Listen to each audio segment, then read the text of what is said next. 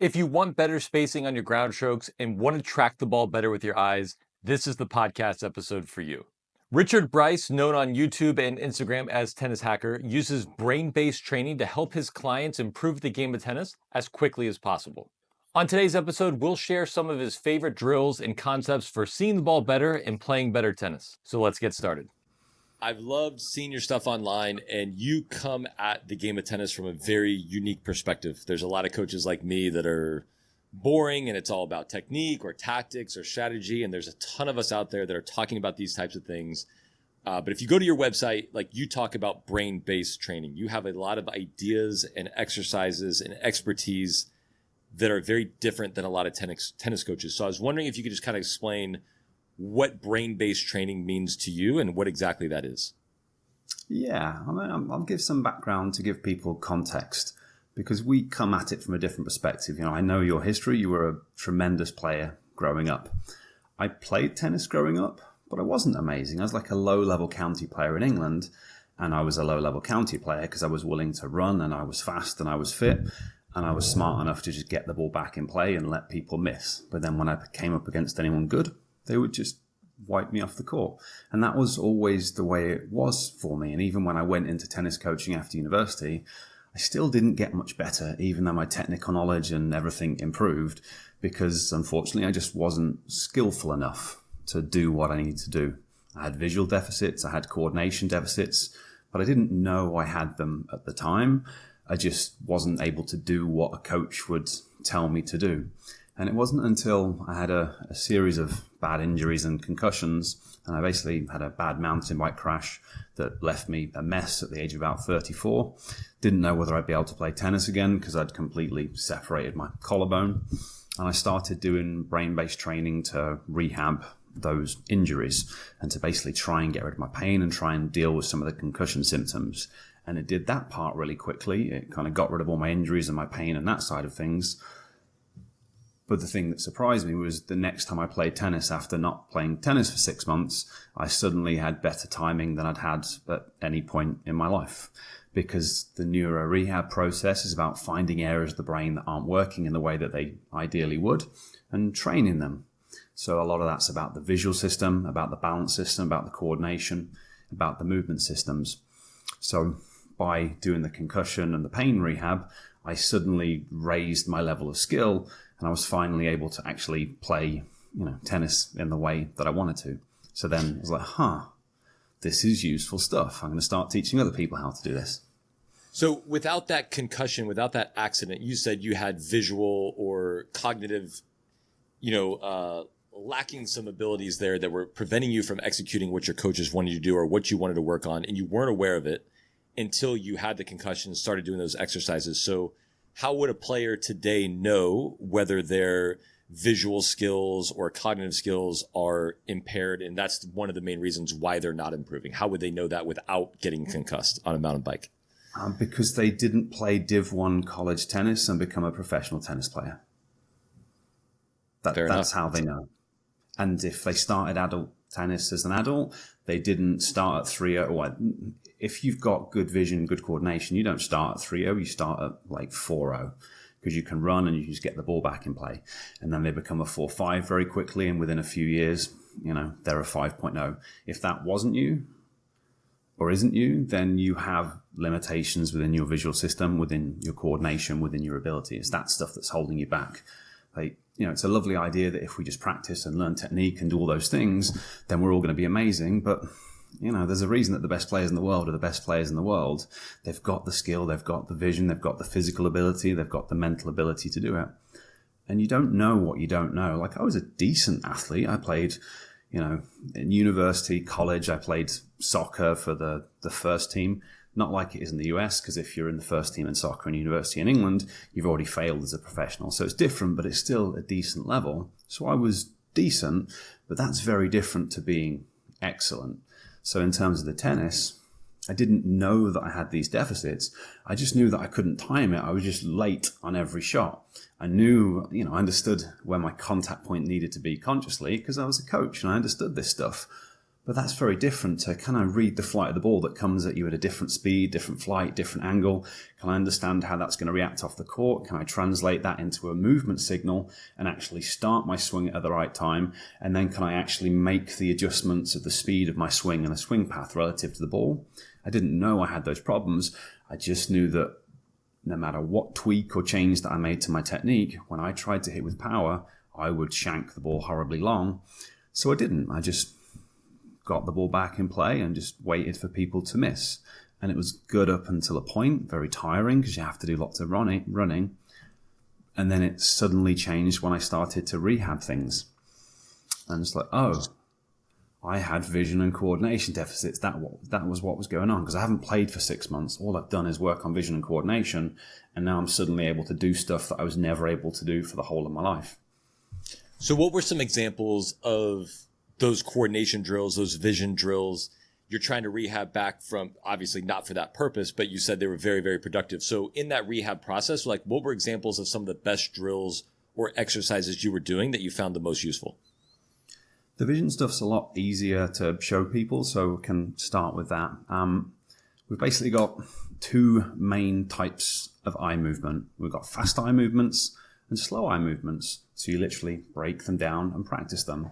For a fast eye movement, I'll kind of have my thumbs and use my thumbnails as targets. I just place them a little bit outside the screen so you can't see them, but I've just done that. I'm just going to look at one thumbnail and then the other thumbnail, and one thumbnail and then the other thumbnail, and just switch back and forth between the two of them. So that's a fast eye movement. That's a saccade.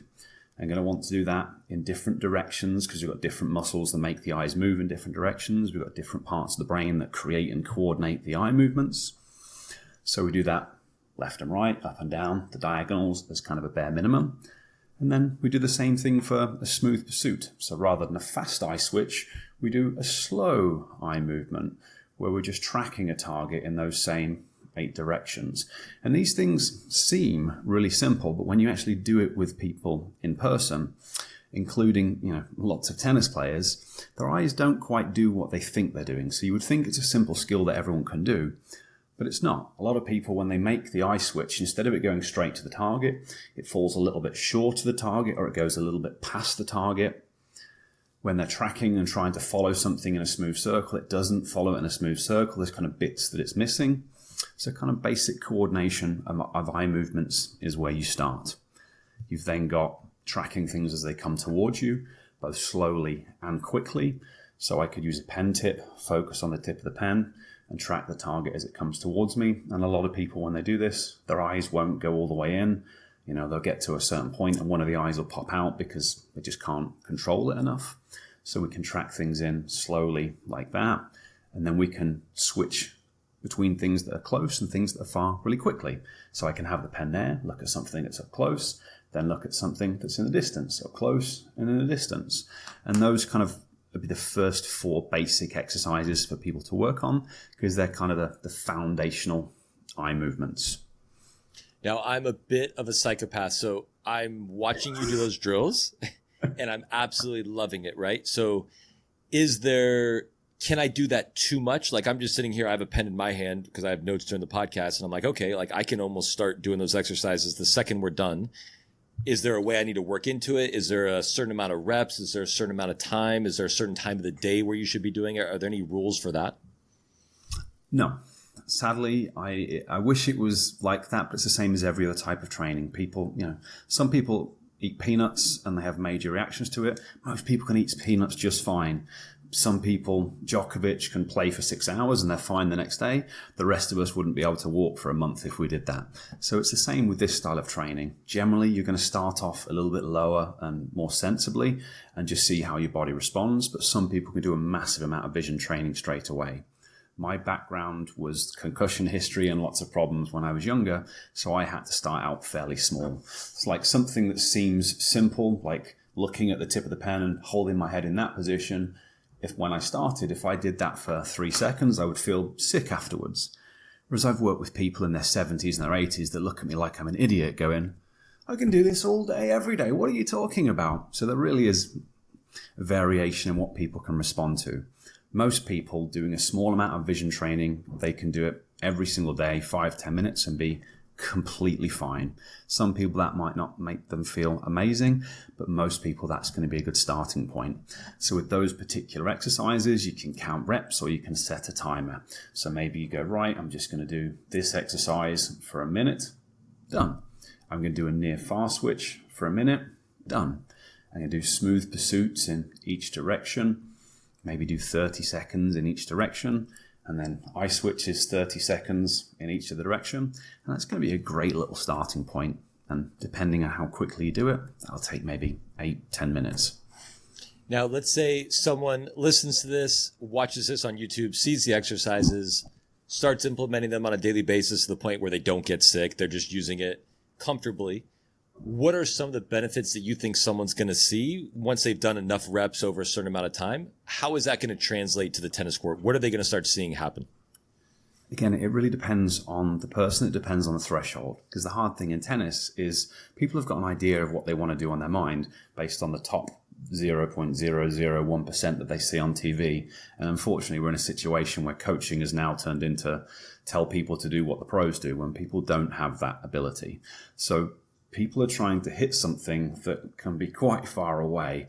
So people have got an idea of what they want to do. They do vision training and stuff's improving, but they don't necessarily go from being a 3.0 player to having Federer's forehand in 2 weeks of doing it. So a lot of people go, oh, this isn't working. So you have to look at the improvements that you get a little bit more sensibly. And if you do that, what you'll notice is that you'll start to be able to track the ball more efficiently. Potentially, you'll be able to start to see the ball more quickly. You'll be able to react more quickly. A lot of people are going to notice it improves their level of ability to maintain focus and concentration for longer. But they're kind of the basic exercises. There's a number that you might need to add onto that. So for some people, just doing those, that's going to take them a long way. For other people, they might not have a problem with those basic eye exercises. The basic eye exercises might be okay, and they might need to work on slightly more advanced exercises in order to give them the improvements that they actually need to get the result that they want. Does that make sense? Absolutely. Do you find that, so I'm 41 now, which I know is not like that old, but it feels old to me. And there are times where I play padel. That's my new like athletic hobby, right? And there are times where I've told the guys I play with, I'm like, you know what? I'm just not that guy anymore. Like as an athlete, like I'm doing things like I either stumble on my feet where I never would have used to, or what I noticed was when the ball comes off the glass and I'm tracking the ball, there are times where I've swung and either missed or like shanked it. And I go, I don't even think I saw it. I don't even think I was looking at the ball. And I don't know if that's eye fatigue. I don't know if that's just like declining athleticism, but like that's something that never would have happened. So is that a common thing as well? Obviously, I know when you get older, your eyesight probably gets worse, but just the ability to track or the consistency of your eyes or maybe like the endurance of your vision. Is that a very, very common thing that as you get older, that's going to decline as well? Yes, but as with many things, the question is, why does it decline? Does it decline because it has to decline because everyone that gets older has to see these things go downhill? I would say I'm living proof that that's not the case. I had loads of problems when I was younger, and I don't have loads of problems now, and I'm just a little bit older than you. So it doesn't have to go downhill. When I was 35, my visual acuity, I used to, again, I'm English. We don't go to see dentists. We don't go to see eye doctors. We don't do any of that stuff. But when I started the brain-based training, I had kind of 40/20 vision, and then I got up to 20/15 vision, which is, better than theoretically perfect. And that was in my 30s and 40s. So it doesn't have to go downhill.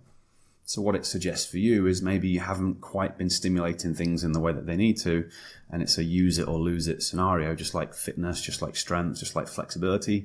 If you don't do something, your brain and your body goes, well, we're not going to waste the energy of maintaining this. We're just going to let it fade away because we're not using it.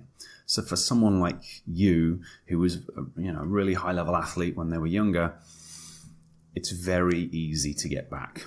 Okay. A little bit of vision training, a little bit of movement training, and it suddenly switches on very quickly. So that's a whole different beast to someone who's never been athletic, starts playing tennis in their 40s, and they're at a low level. They've got a lot more climbing up to do to be able to do what they actually want to do. For someone in your position, you just do it and it'll change stuff very quickly. You just motivated me. I'll probably be like nauseous and throwing up later. I'll have to text you because I'm going to be doing like these eye exercises for 2 hours so I can play better padel tomorrow morning. One thing that comes up a lot is, and I've seen online, is the whole like eye dominance or keeping your eye on the ball or watching the strings. Like, what are your thoughts on impact and at least where you should be looking or what someone should be focusing on and what type of information maybe people should kind of discard as like, it's not really for me at my level? I really wouldn't put anything into the eye dominance stuff. And I've spoken to, some really reputable eye doctors and, people that train brains and that some of the smartest people in the world on this. And like in tennis, well, we've got these wonderful inventions called necks for a start that turn, and if you're looking at the contact point, ideally your head is going to be looking at that contact point anyway, so you'll be able to see stuff with both eyes. For good distance judgment, for good depth perception, we want to be using both eyes at the same time. So to base decisions off eye dominance, I'm not sure it holds too much weight most of the time. And even the main coach out there that's kind of promoting that stuff, you watch his video on it and he's like, yeah, Federer, left eye dominant, he does that with his forehand, he turns his body, he does this because of his eye dominance. But I'm not sure why he does that on the backhand as well. I'm like, well, hold on, he's got two shots. He's got a forehand and a backhand. 50% of the time he's following this rule and 50% of the time he's not following this rule. So how can we use that as the logic that we're basing our decisions on? The footwork patterns that you use, are we going to base those on your eye dominance, or are we going to base it on you've got a very small amount of time, you've got to get to the ball quickly and you've got to use that stance? All players, top players, hit from certain positions off an open stance because that's all you can do in that position. Now everyone hits a jumping, sliding backhand that, people like me that lack that flexibility dream of being able to do that, but now they can all do it. Do they all have the same eye dominance, or is it just that's what you have to do to get to the ball and get in that position if you've got the strength, the speed, and the flexibility to do it? So eye dominance... A lot of people come to me and they're like, yeah, I think the problem with my timing is my eye dominance. And you're like, okay, well, let's assess all of your other visual skills and let's assess your coordination and we'll see what we find. Oh, well, you've got this deficit, this deficit, this deficit, this deficit, this deficit, this deficit, and this deficit. Should we see what happens when we improve those things? And when we improve those, the problems seem to go away. Why base our decisions and pin it all on this one thing, eye dominance, that we can't do anything about?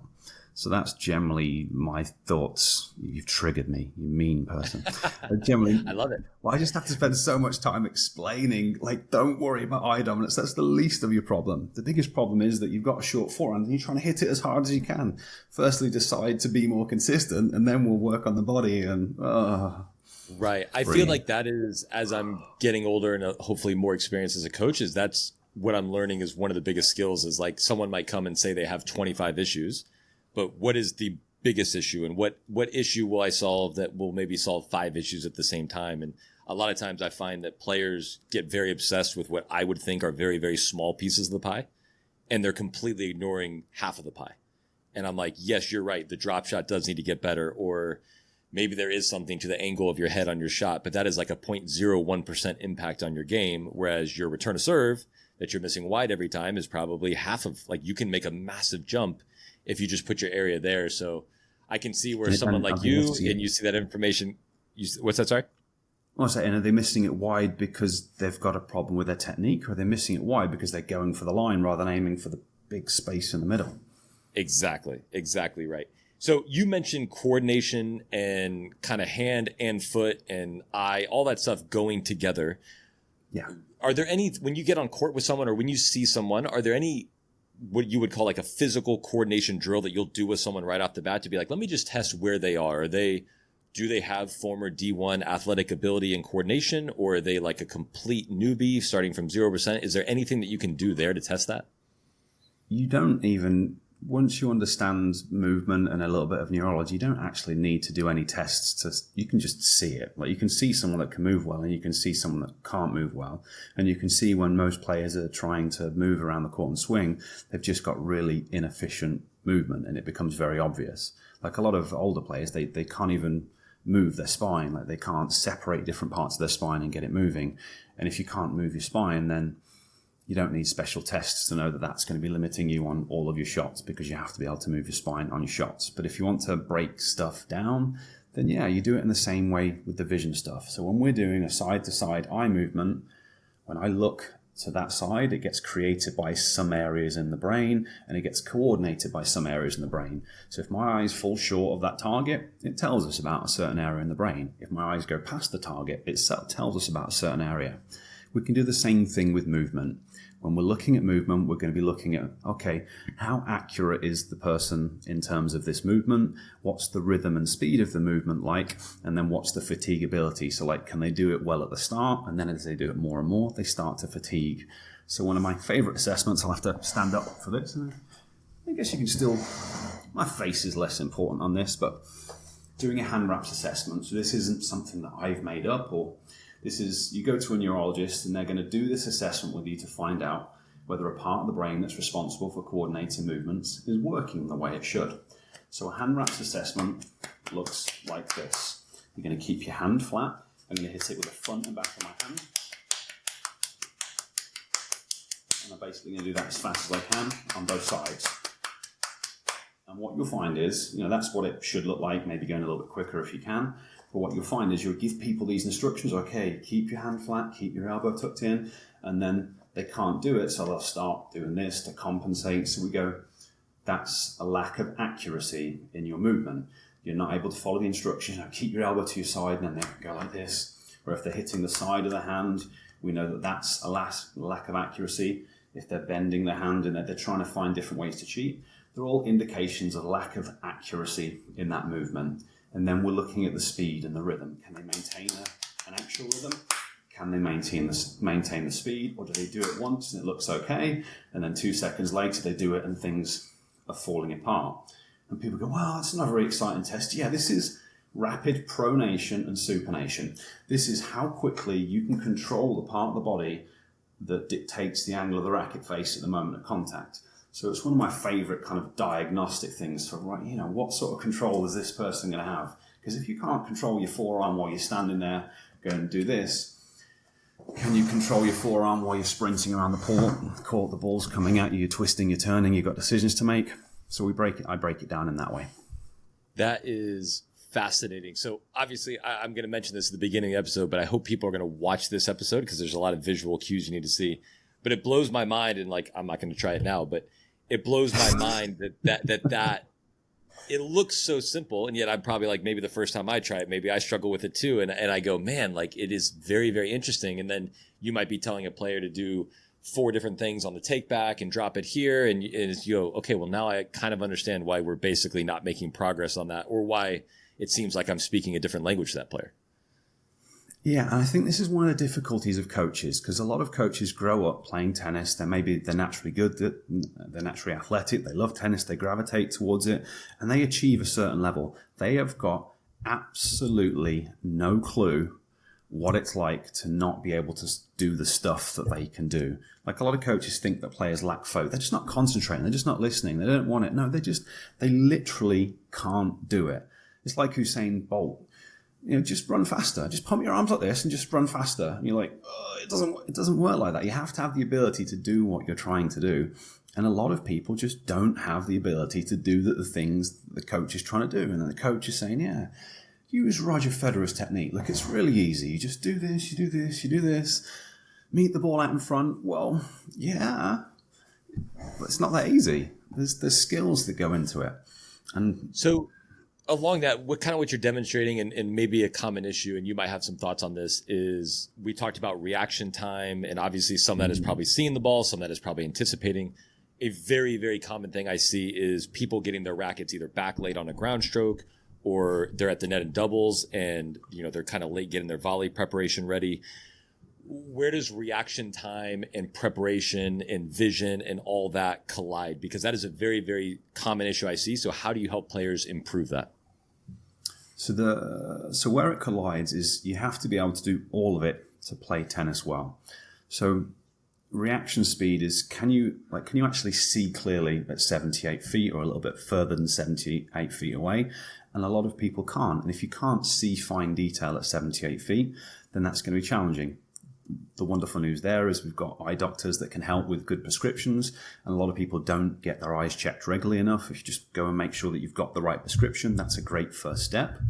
Then it's a case of training the visual processing speeds. So there's lots of different exercises you can use to do that. So training the actual speed of your eye movements can help with that. But then I do different chart exercises, and I've made a VR system, and I've got different training tools to help people actually process visual information more quickly. And then there's always an ability component and a technical component and a concentration component. So there's 50 different things that someone might need to think about to hit a good shot. If they need to be able to react sooner, then they've got to focus on that. They've got to be watching their opponent shaping up for their shot. They've got to consciously and deliberately learn to try and time their split step. And they've got to have all of their focus on trying to react to what the ball's doing with their feet and with their upper body, because more people are good with their hands than reacting with their feet. So they have to do the conscious part of that.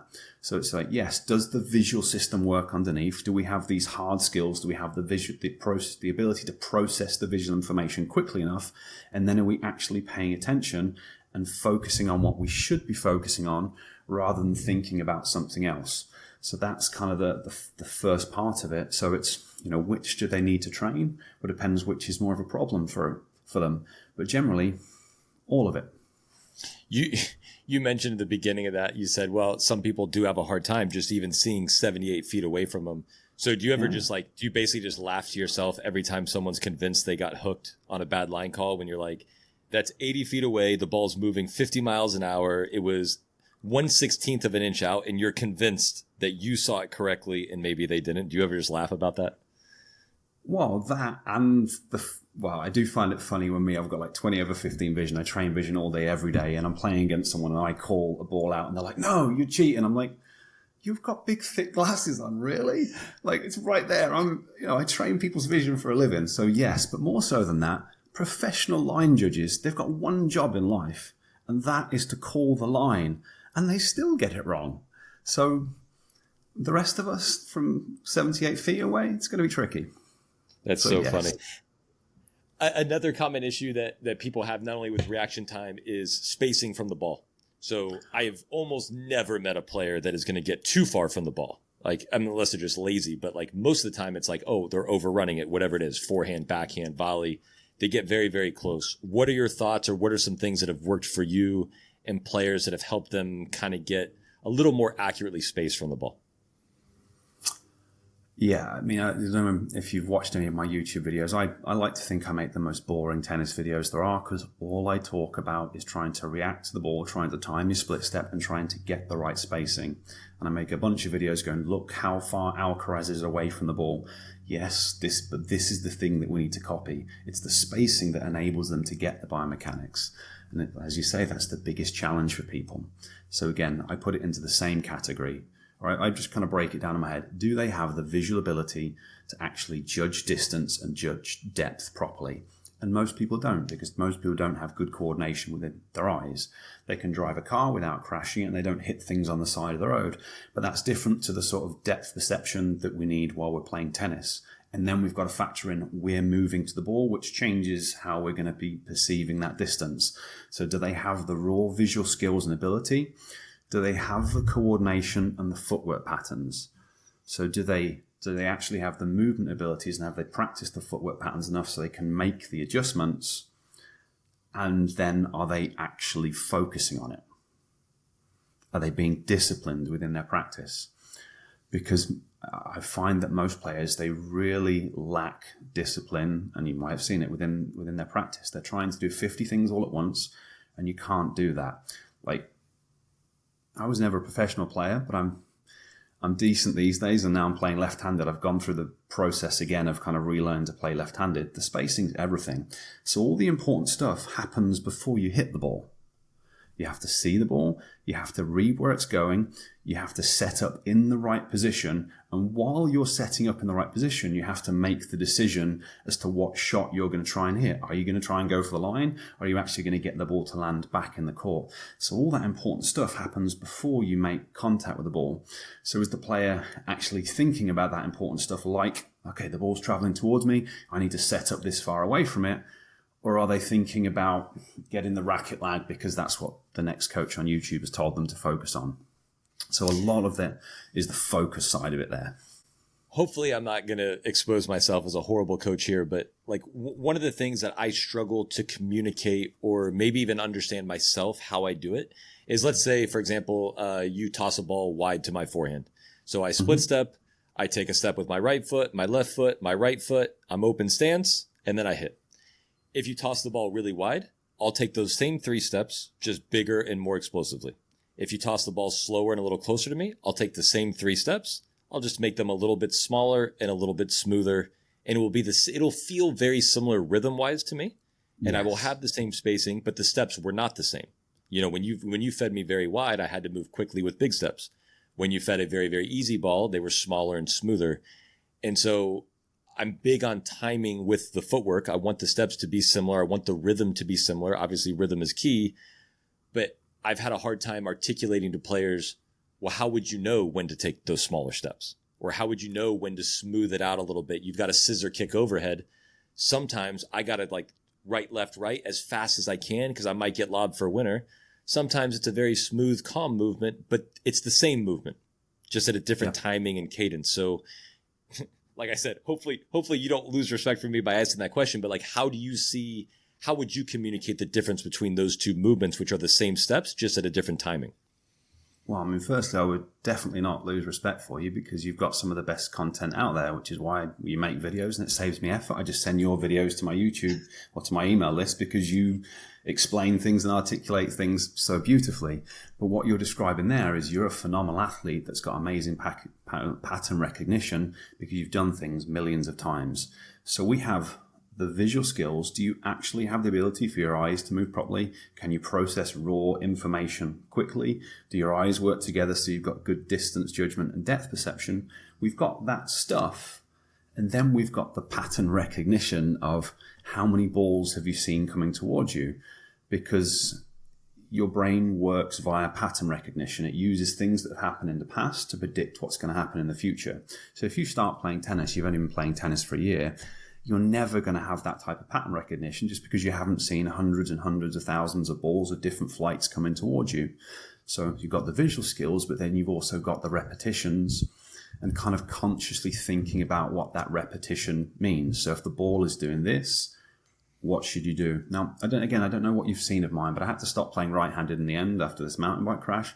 Now I'm playing left-handed. So going through it left-handed, and I've got to a reasonable, solid 4-5 level. So not amazing, but it's trending in the right direction.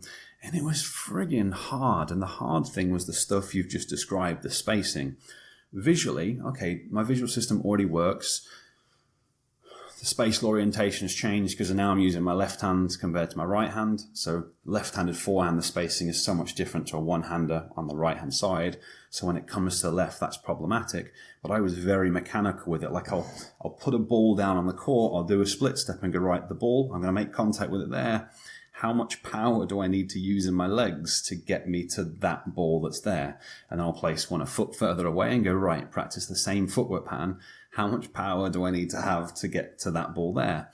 And then practice the footwork patterns like that and then set a ball machine up, practice the shot at that distance and that distance, again, to get the pattern recognition. Okay, the ball's doing this. I need to put this much power in my legs and very, very mechanical. But that's what I had to do to be able to do it with my left hand. So that's kind of now what I say to people on my videos is well, this is what I had to do. I didn't worry about that stuff when I was a kid because I started playing when I was 8. So I didn't even think about it. Whereas now I'm an old chap and I've had to start again. I've had to go to this level of depth, and that's with pre-existing coordination and pre-existing visual abilities. So there were 2 reasons why I was super excited to talk to you. One, obviously, your expertise is a blind spot for me. It's something I don't have a background in. I find it super interesting, and obviously it is very, very important with the vision training, the brain-based training. The second part is what you just mentioned, which is I know that you switched from your right hand to your left hand, which is incredible that you could get to a 4 or 5 level with your non-dominant hand. So can you walk us through that process a little bit more? Like day one, you start and you go, okay, well, since I have a background as a tennis player, I'm already maybe a 3-0 or a 3-5. And what maybe the biggest hurdles were besides that spacing? Obviously, the non-dominant hand is weaker. Just talk me through that process in general, because it's an incredible feat for you to get to a 4 or 5 level with your non-dominant hand. Well, I mean, straight off, you start as a 4.0 player, not a 3.5 player, because I've got and again, there's levels of tennis. Like I'm okay, but I've played, there's levels. So I don't think I'm amazing, but I've got decent movement and I've got discipline is what it comes down to. And I can move reasonably quickly. Like I'm way slower left-handed than I was right-handed because I haven't quite got there yet in terms of the speed. But even at the start, I would just, not with any sort of technique, just hit the ball flat, continental grip on both sides and let the person miss. And at the 4-0 level, if you can get to the ball, that's all you need to do because they love missing. 4-0 players and 4-5 players are just obsessed with hitting the ball as hard as they can. They just love hitting the ball out, and they hit maybe one winner in 10, and they somehow use that as justification for them to just keep on hitting the ball hard. So I was able to win at the 4-0 level very quickly because people just love to lose to you if you get the ball back in a couple of times. But there's a big difference between that and feeling like you can actually play tennis. So getting to the point where I feel like I can actually play tennis and I can enjoy it again was absolutely exhausting. The backhand came relatively easily to me. And the reason being, it's all about the spacing. In my opinion, it's all about the spacing and then it's all about the timing. They're the two things. Can you set up in the right position for your shot? And then can you make the adjustments? So if you think, right-handed forehand, I'm used to having, I don't hit with a bent arm, so I'm used to having spacing that's out there. So instantly, the spacing in my left-handed backhand is fine because it's, just relative to where the forehand spacing was, it's really good. And then if you think about the timing, the big challenge for players is they're always late on shots. So with the forehand, I've got my body already rotated to the ball by the time that I make contact. With a one-handed backhand, I'm still side on. So in terms of my brain's orientation to initiating that drive using my back leg, the timing just worked. So the backhand was really easy. The forehand was the exact opposite of that for the exact same reasons. Now, the spacing has gone from being there on my one-hander to now being somewhere out there somewhere. Ooh. So that's a lot of difference to make. And the timing, I'm used to making contact with my body in this position. Now I've got to make contact with my body in this position. So that the spacing shift and the timing shift on the forehand were just hard. Just really, really hard. So I did exactly what I described earlier. Worked on the footwork patterns. Got used to loading off my outside leg and hitting an open stance. Because I'm old, I never hit an open stance one-handed backhand on my right-handed. Well, I'd fall over if I tried that. So learning how to use my left hip on the open stance, practicing the footwork patterns, laborious, feed the ball there with the ball machine, and trying to get the timing. And again, I talk about this on my videos. I would set up a feed and I would hit it horribly. I'm going, okay, the ball is traveling like this. When did I start my hip drive? When did I start my racket drop relative to the bounce of the ball? And if I hit the ball late, which you always do because that's the problem that players have, saying, people get too close, they hit it too late. So then I would try and mentally adjust and bring it forwards. So if I started my swing just as the ball bounced and I hit it late on the flight of the ball, the same flight of the ball, I've got to start my swing just before the ball bounces. I just did that over and over again with different feeds to build up that prediction, to build up the memory bank of, okay, the ball is doing this, it means this, I've got to set up this far away from the ball, and I've got to start the swing at that time. So that was the process. And there's nothing, for me, there's no new drills. The drills are just a way to kind of make things exciting and different as a coach. Like the ball comes towards you, you've got to set up on the right position, you've got to get the timing, you just have to focus on those bits over and over again. So I just did it very mechanically until I could do it. And you get to the point where then it just suddenly all starts to fit together and then you can play. What I just heard from you was you were just describing deliberate practice, which if anyone's read the book Peak, yeah, exactly. You went out there and you are, like you said, it was exhausting. That's the word you used. Most people, when they go practice tennis, they're excited. Oh, it's fun. I get to go play tennis because they're just going to go hit or play some games, which is fun. I get it. But also they're not going to leave the court a better tennis player. It's just, that's great. It was fun. And if your goal is to just purely have fun, that is fantastic. And if your goal is, I want to get a little bit better as well, then you have to do the things you just said. You have to analyze what just happened. What did that ball do? Make a little mental note. And that takes a level of engagement where if you do that for 45 minutes or an hour, or maybe even 2 hours, and maybe even 4 or 5 days a week over the course of 6 months, I could see where that would be very exhausting. But then also that's how you get up a level or even 2 levels with your non-dominant hand. Yeah, and I think the thing that gets missed is you have to have a real task process on what you're doing. You have to take the ego out of the equation, and that's really hard when you used to be able to do something and now you can't. You want the ball. We all want the ball to go in, but if we have decided, or I've decided, that the reason that I'm not making the shots that I want is because my spacing is the problem, you have to focus or pretty much 100% on the spacing. So you set up a scenario at the right level of difficulty, which is a key feature of deliberate practice. If it's too easy, it doesn't quite work. If it's too hard, it doesn't quite work. It's like Goldilocks. It's got to be at the right level of difficulty. And I'm evaluating myself on that spacing. So if I get too close to the ball and I luckily slap an amazing shot, I can't then mentally reward myself, because I failed at the thing that I was trying to achieve, which was getting the correct spacing from the ball. And conversely, if I get the correct spacing from the ball and my shot goes 6 inches long, I then can't mentally berate myself for missing the shot, because I achieved the objective that I was actually trying to achieve, which is the thing that I've established that I need to fix in order to actually move forwards and improve, which was the spacing. And I think it just doesn't get emphasized in coaching. Like, it has to be that task focus until it's done. It's like this, then this, then this. Because until you've got the spacing, I honestly don't know how coaches make videos about the stuff they make.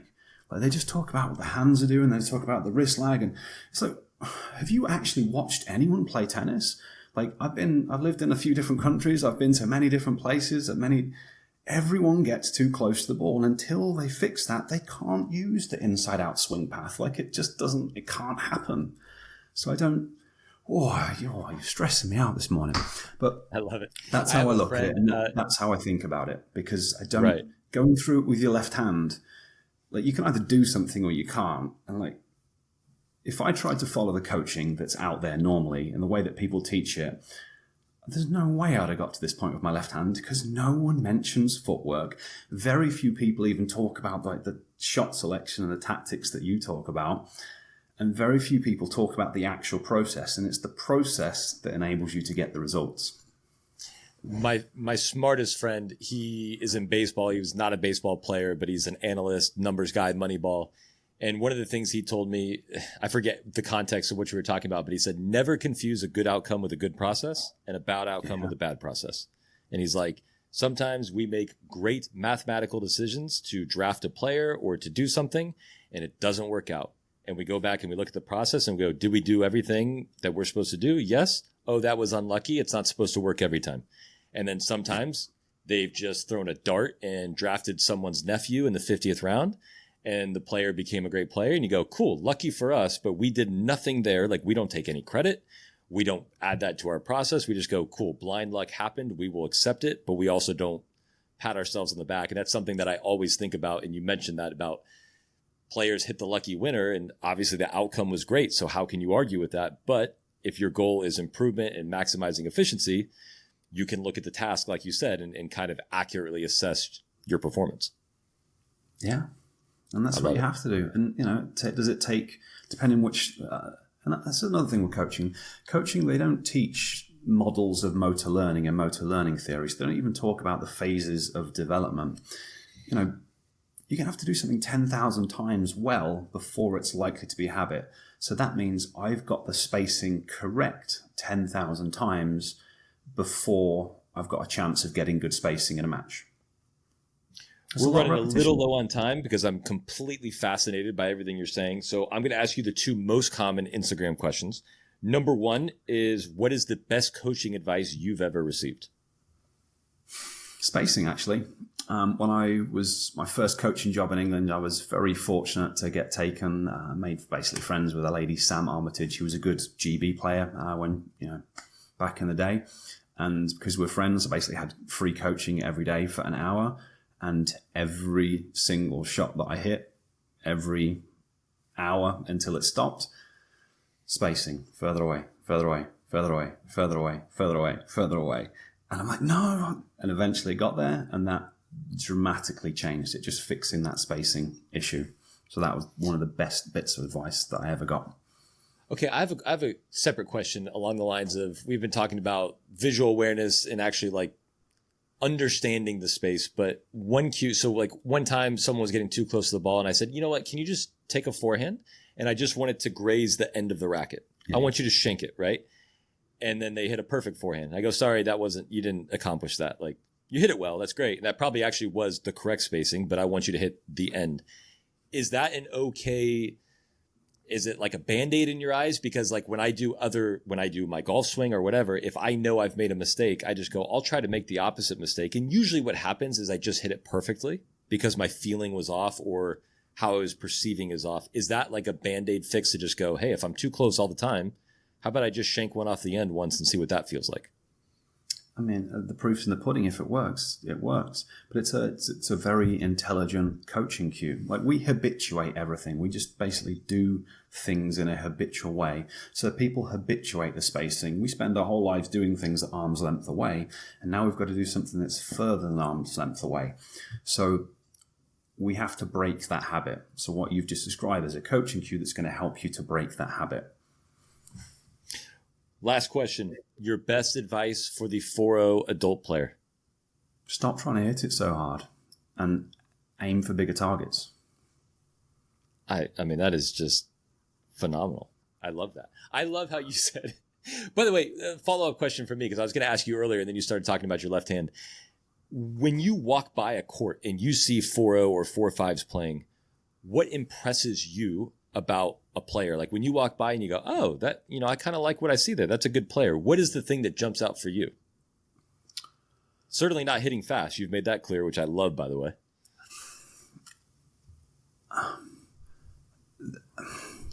Well, yeah, like you can tell when someone's a good player.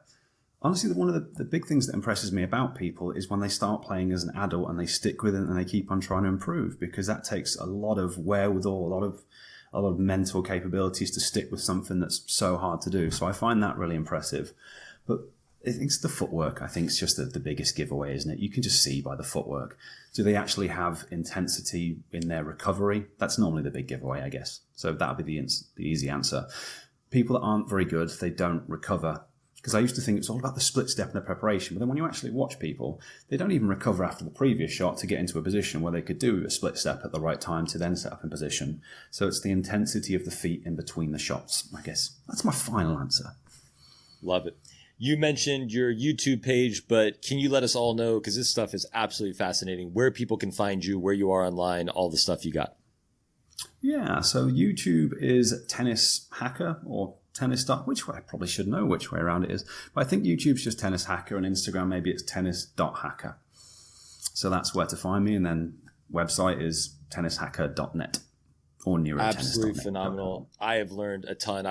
I interviewed Connor Casey a couple days ago, and I was like, the podcast is like the biggest cheat code for me because I get to learn from you. So it's free learning from me.